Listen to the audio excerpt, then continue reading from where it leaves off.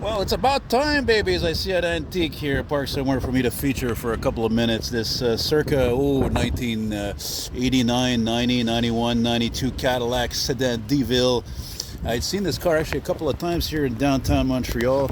I think I had first seen it in Lachine.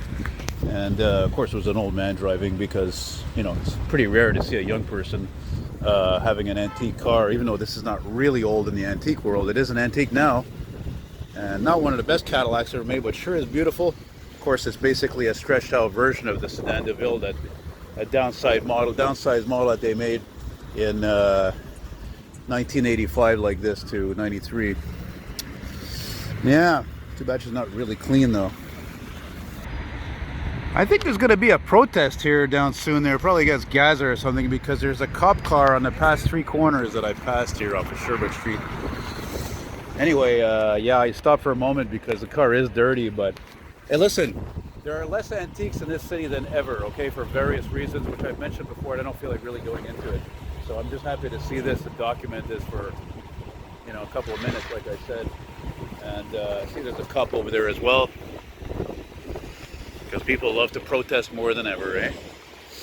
And we might as well include this old E1 spare fire truck that I actually filmed responding, about, I don't know, 20 minutes ago, I guess. Some beautiful mother and child artwork.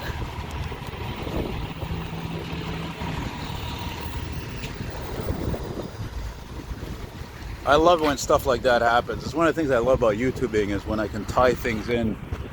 Like I'm filming a car and then there's an emergency vehicle responding, or I don't know, there's an old truck that goes by, or a train or whatever, But there's probably still not a lot of miles on this car. I mean, just looking at the overall condition, it's very good. I can see what's rust-proofed on the rocker panels. You can see where all the oil is there. Somebody's taking care of this car. And, question is it actually considered part of the malaise era of cars? That's the question, So,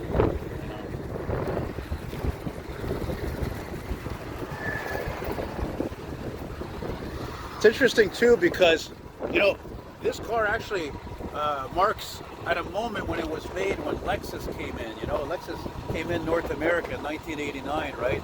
Then of course you had the other luxury cars too, also making, the other Japanese car companies making luxury cars. You had Infiniti that also started in 89, 90. So that took a big chunk out of Cadillac sales, you know what I mean?